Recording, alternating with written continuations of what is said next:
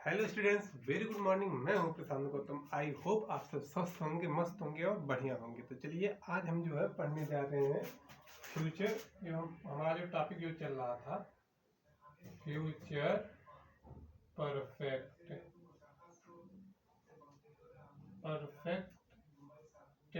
क्या हमारा टॉपिक चल रहा था? Future perfect tense.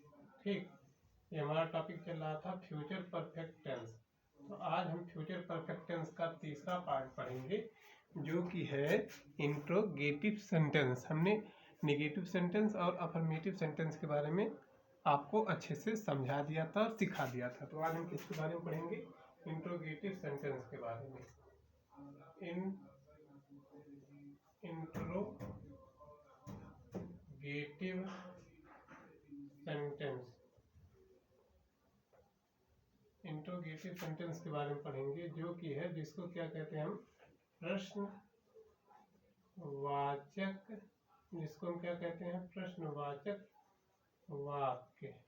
क्या कहते हैं इसको? हम इसको क्या कहते हैं? प्रश्नवाचक वाक्य। तो आज हम इसके बारे में पढ़ेंगे। एक हम आपको बेसिक नॉलेज आपको दे देना चाह रहे हैं कि जो है ये अगर हमको टेंस की अगर हमको पहचान करनी है, means perfect future perfect tense की अगर हमको पहचान करनी है तो भैया उसमें वाक्य के अंत में चुका, चुकी, चुके, होंगे, गागी आएगा तो हो जाएगा फ्यूचर परफेक्ट टेंस हो जाएगा। और आई और वी के साथ हमेशा हम विल, हैव का प्रयोग करेंगे और बाकी सभी सब्जेक्ट और मतलब बाकी सभी नाउन या प्रोनाउन के साथ हम क्या प्रयोग करेंगे?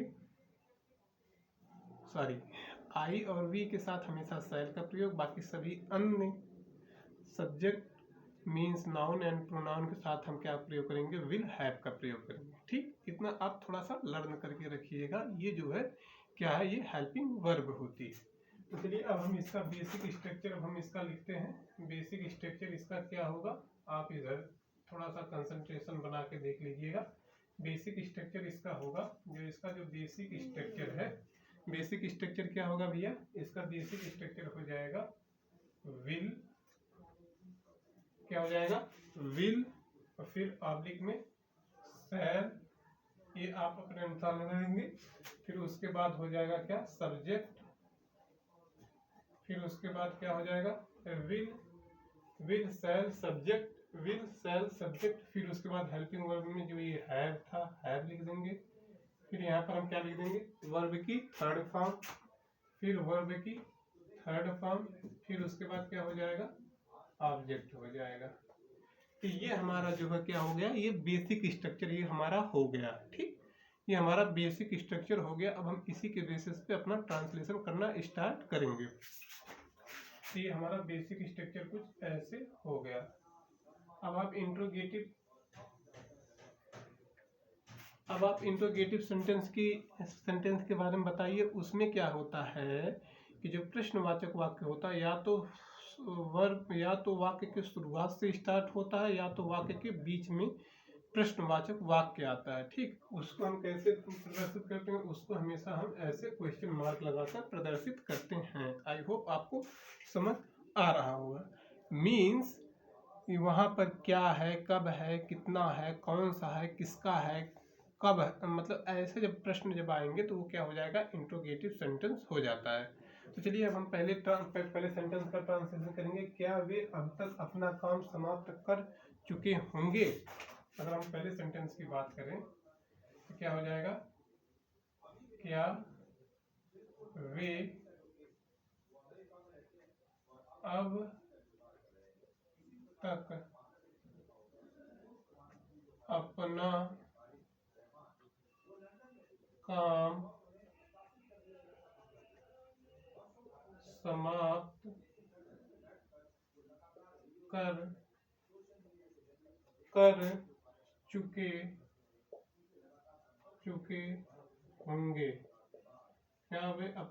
समाप्त कर चुके होंगे? क्या वे अपना कार्य समाप्त कर चुके होंगे? तो अब यहाँ पर देख लीजिए कि यहाँ पर चुका, चुकी आ गया तो मीन्स क्या हो जाएगा? फ्यूचर परफेक्ट टेंस हो जाएगा। चुका, चुकी आ गया मीन्स क्या हो जाएगा? फ्यूचर परफेक्ट टेंस हो जाएगा। अब और यहाँ पर क्या है? और यहाँ पर क्या यहाँ पर क्वेश्चन मार्क आ गया, मतलब क्वेश्चन वर्ड आ गया। तो जो यहाँ पर क्वेश्चन वर्ड का मतलब वर्ड आ जाएगा तो क्या करेंगे भैया, तो उसको हम समझ जाएंगे कि ये इंट्रोगेटिव सेंटेंस है। ठीक, अगर क्वेश्चन वर्ड वाक्य के अगर शुरुआत में आता है तो उसकी अंग्रेजी हम कभी भी नहीं लिखते।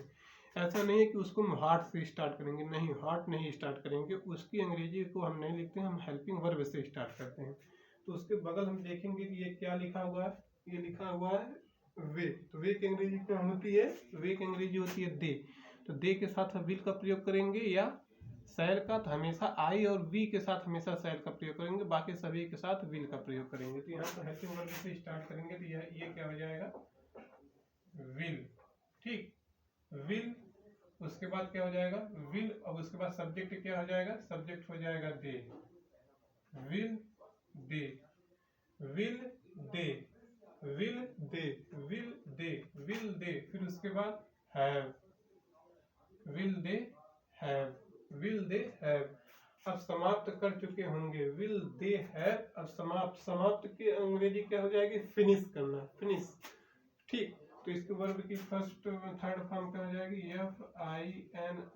FINISHED, finished. तो will they have finished, finished, finished. अब ये अपना वर्क है, तो ये दे के अनुसार अपना क्या हो जाएगा, दियर। ऑब्जेक्ट में क्या हो जाएगा, दियर, दियर वर्क। ठीक, तो they will they have finished their work, will they have finished their work. तो ये तो कार्य समाप्त कर चुके हैं। ये अब तक, तो बाई, ये अब तक अंग्रेजी यहाँ पर क्या हो जाएगी, बाई देन, बाई देन। तो ये अब तक अंग्रेजी क्या हो जाएगी, बाई देन। तो ये हमारा जो है सेंटेंस कुछ इस प्रकार बनकर तैयार हुआ, सेंटेंस हमारा कुछ इस प्रकार बनकर तैयार हुआ, मतलब we they have finished their work by them, by them. तो ये हमारा सेंटेंस पहला बनकर तैयार हुआ। ठीक, अब हम दूसरे सेंटेंस की ओर बढ़ते हैं। दूसरा सेंटेंस क्या हो जाएगा, इसमें आपको अगर जो ना समझ में आए वो आप एक बार हम फिर से बता दे रहे हैं, देख लीजिए भैया। यहाँ पर जब क्वेश्चन वर्ड, मतलब कि आप तो समझ ही आए हैं, मतलब ये यहाँ पर क्या आ गया चुका है, तो यहाँ से हेल्पिंग वर्ब से स्टार्ट करेंगे। तो will they have finished their work by then. अब दूसरा सेंटेंस क्या, 5 बजे से पहले ही हम मैच खेल चुके होंगे। क्या है कि क्या 5 बजे से पहले ही हम मैच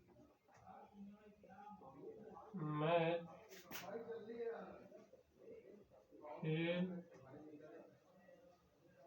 चुके होंगे।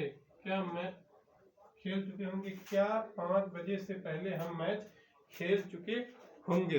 तो अब इसका ट्रांसलेशन क्या होगा भैया, अब ये देख लीजिए, यहाँ पर चुके होंगे का मतलब आ गया, क्या हो गया, ये चुके होंगे का मतलब हो गया कि ये जो है क्या हो जाएगा, ये हो जाएगा future perfect continuous, future perfect tense हो जाएगा, फ्यूचर परफेक्ट टेंस हो जाएगा। ठीक, फ्यूचर परफेक्ट टेंस हो जाएगा, क्या हो जाएगा, फ्यूचर परफेक्ट टेंस हो जाएगा। और यहाँ पर क्वेश्चन वर्ड आ गया, मतलब ये इंट्रोगेटिव सेंटेंस हो जाएगा, मींस फ्यूचर परफेक्ट का इंट्रोगेटिव सेंटेंस होता। अब हमको ये दिया है कि 5 बजे से पहले। अब ये पहले वाला यहाँ पर ये बीच में पहले आ जाता है, उसकी इस तरफ वाले वाक्य की अंग्रेजी मतलब ट्रांसलेशन हम बाद में कहते हैं, और उसके इस तरफ वाले वाक्य का ट्रांसलेशन हम पहले करते हैं। ठीक, तो यहाँ पर देख लीजिए, हम मैच खेल चुके होंगे। ठीक, अब हम मैच खेल चुके होंगे, तो अब इसका ट्रांसलेशन क्या होगा, हम मैच खेल चुके होंगे। इसका ट्रांसलेशन, अगर हम इसके ट्रांसलेशन की बात करें तो हम मैच खेल चुके होंगे, तो फिर ये क्या हो जाएगा, विल होगा कि शैल होगा, आप बताइए। यहाँ पर क्या दे दिया है, तो क्या दे दिया है कि यहाँ पर हमेशा हम यहाँ पर क्या करेंगे, यहाँ पर हमेशा हम क्या करेंगे भैया, हमेशा हम हेल्पिंग वर्ब से स्टार्ट करेंगे। ठीक, ये क्या हो जाएगा, यहाँ पर हम है, हम का मतलब हो जाएगा शैल, शैल, फिर उसके बाद शैल, फिर उसके बाद वी, फिर उसके बाद शैल वी, फिर उसके बाद सब्जेक्ट वी हो गया, फिर उसके बाद have, shall we have, shall we have. अब खेल चुके का अंग्रेजी क्या होगी? Play.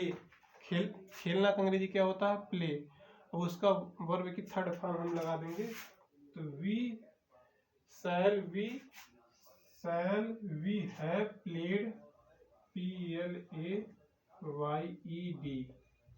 Shell we have played, उसके बाद प्लेड मैच, प्लेड ये हो जाएगा वर्ब, ये वर्ब की थर्ड फॉर्म। फिर उसके बाद मैच की अंग्रेजी क्या हो जाएगी? MATCH। तो shall we have played match. अब उसके बाद क्या जाएगा? Played match. फिर उसके बाद बिफोर हम क्यों लिख दिए? क्योंकि पहले की अंग्रेजी को हम बिफोर कहेंगे। Before 5 OCLOK, before 5 o'clock। तो ये हमारा सेंटेंस कुछ ऐसे, इतना बड़ा जो सेंटेंस हम देख रहा था, कुछ ऐसे इसको अंग्रेजी में कन्वर्ट हो गया, मीन्स इंग्लिश में कन्वर्ट हो गया। क्या हो जाएगा? Shall we have played match before 5 o'clock। तो ये हमारा दूसरा सेंटेंस बनकर तैयार हो गया। तीसरे सेंटेंस की ओर चलते हैं। सूरज के छिपने से पहले कितने लड़के आ चुके होंगे? अब हम तीसरे सेंटेंस की बात कर रहे हैं कि सूरज के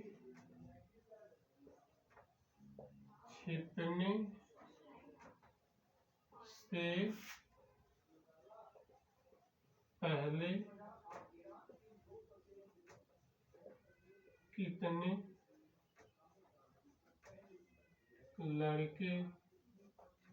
कितने लड़के आ चुके होंगे? कितने लड़के आ चुके होंगे? सूरज के छिपने से पहले कितने लड़के आ चुके होंगे? तो अब हम इसका ट्रांसलेशन अगर हम करना चाह रहे हैं तो कैसे होगा? यहाँ पर देख लीजिए, चुका चुकी चुके आ गया। ठीक, ये क्या आ गया भैया? चुका चुकी चुके आ गया। क्या आ गया? चुका चुकी चुके आ गया। मीन्स क्या हो जाता है कि ये जो है फ्यूचर परफेक्ट टेंस हो जाता है। ठीक, फ्यूचर परफेक्ट टेंस हो जाता है। और यहाँ पर देख लीजिए, जो ये क्वेश्चन वर्ड जो वाक्य के जो शुरुआत में आ रहा था, ये वाक्य के बीच में आ रहा है। ये कितने जो है, ये वाक्य के बीच में आ रहा है। मीन्स अगर ये क्वेश्चन वर्ड वाक्य के बीच में आता है तो उसकी अंग्रेजी को हम सबसे पहले लिखते हैं। इतना आप जान ही रहिएगा बस। तो अब चलिए, ये कितने लड़के हैं, एक चीज और आप जानिए, जहाँ काउंट किया जाता है वहां पर हाउ मेनी किया जाता है। वहां पर हम हाउ कितने के लिए हम हाउ मेनी का प्रयोग करते हैं। जहां पर काउंट नहीं किया जा सकता वहां पर हम हाउ मच। जैसे दूध के लिए कितना दूध, गाय कितना दूध देती है, हाउ मच गिव मिल्क काऊ। लेकिन कितने बच्चे थे, वहां पर हम काउंट कर सकते हैं, तो हाउ मेनी, ऐसा आप समझे रहिएगा। ठीक, तो अब चलिए, अब ये कितने लड़के थे, तो हाउ मेनी बॉय, अब ये देख लीजिए कि कितने लड़के थे, हाउ मेनी। अब हाउ मेनी, अब ये क्या है? सब्जेक्ट हो जाएगा हाउ मेनी। अब फिर कितने लड़के थे, तो ये how many boy, how many लड़के है ना, तो हाउ मेनी बॉयज, इसमें ज्यादा है, हाउ मेनी बॉयज। ठीक, हाउ मेनी बॉयज। अब उसके बाद जो है यहाँ पर अब हम क्या प्रयोग करेंगे? यहाँ पर अब हम देखेंगे कि यहाँ पर सर, और यहाँ पर थोड़ा सा गड़बड़ा रहा है, हाउ मेनी। अब उसके बाद जो है विल, एक second,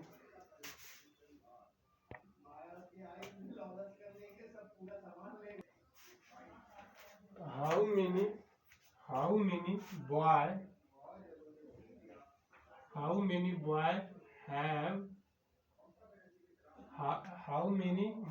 have, will have, how many boy. अब यहाँ पर क्या हो जाएगा? हेल्पिंग वर्ब क्या हो जाएगी? हेल्पिंग वर्ब हो जाएगी will. How many boy will have, how many boy will have arrived की स्पेलिंग थोड़ा सा देख लें। अराइव्ड सही लिख रहा हूँ, अराइव्ड आ चुके होंगे ना, arrived here, arrived here, arrived here. तो how many boy will have arrived here, here हो गया। अब यहाँ तक का ट्रांसलेशन हो गया। अब इसके बाद जो है ये पहले की अंग्रेजी लिखेंगे, before the sun, before the sunset, before the sunset, the sun, और उसके बाद क्या हो जाएगा, set. Before the sunset how many boy will have arrived here, मतलब कि how many boy will have arrived here, सूरज मतलब कितने लड़के आ चुके थे। How many boys will have arrived here before the sunset, मतलब सूर्य के छिपने के बाद। अब हम चौथे सेंटेंस की तरफ बढ़ते हैं कि डॉक्टर के आने से पहले मरीज कितना पानी पी चुका था। अगर हम ऐसे बात करें कि डॉक्टर के, अरे यार इसको छुपा नहीं दे रहे हैं, डॉक्टर के आने से पहले कितना मरीज पानी पी चुका था नहीं, चुका होगा, पी चुका होगा, था आ जाएगा तुरंत फास्ट की हम बात करने लगेंगे। तो अब यहाँ पर देख लीजिए, डॉक्टर के आने से पहले मरीज कितना पानी पी चुका था। क्या हो गया, डॉक्टर के आने से पहले मरीज कितना पानी, लग रहा है इनकी खत्म हो रही है, आने से पहले कितना पानी पी चुका था। तो यहाँ पर हम क्वेश्चन मार्क लगा देंगे। तो अब यहाँ पर देख लीजिए, पहले आ गया, इतना समझ में आया। अब इससे जैसे पहले आ जाएगा तैसे इस तरफ का ट्रांसलेशन हम पहले करेंगे, इसका बाद में करेंगे, ठीक। अब ये यहाँ पर देख लीजिए, चुका होगा, ये क्या हो जाएगा, फ्यूचर परफेक्ट टेंस हो जाएगा। और यहाँ पर क्या है, चुका होगा फ्यूचर परफेक्ट टेंस, और यहाँ पर प्रश्न पूछ रहा है, मीन्स हो जाएगा इंट्रोगेटिव सेंटेंस। आई होप आपको समझ में आया होगा। चलिए अब हम इसका ट्रांसलेशन करते हैं। तो कितना मरीज पानी पी चुका था। तो अब यहाँ पर जो है कितना की अंग्रेजी हम सबसे पहले लिखेंगे, तो हाउ। अब यहाँ पर देख लीजिए, पानी को हम काउंट नहीं कर सकते हैं, ठीक। क्या है कि हम पानी को काउंट नहीं कर सकते हैं। तो यहाँ पर हम क्या लिखेंगे, how much, how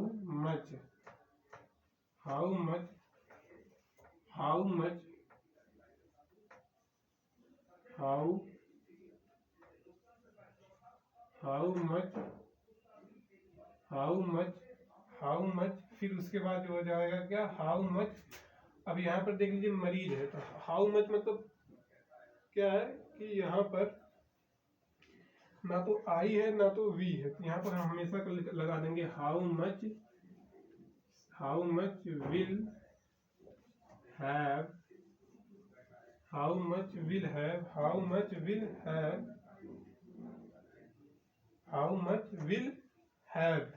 much will have a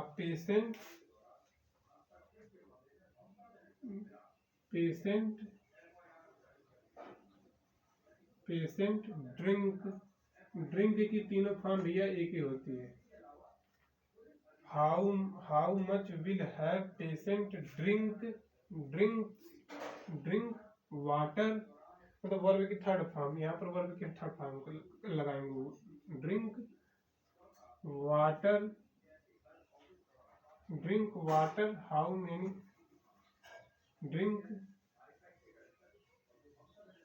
drink water, how much will have patient drink water.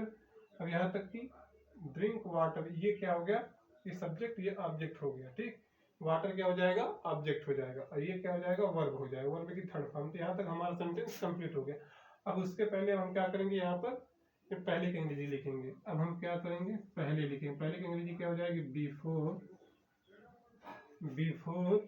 अब डॉक्टर के आने से पहले, before doctor came, before the doctor, before the doctor came, before the doctor came, before the doctor came.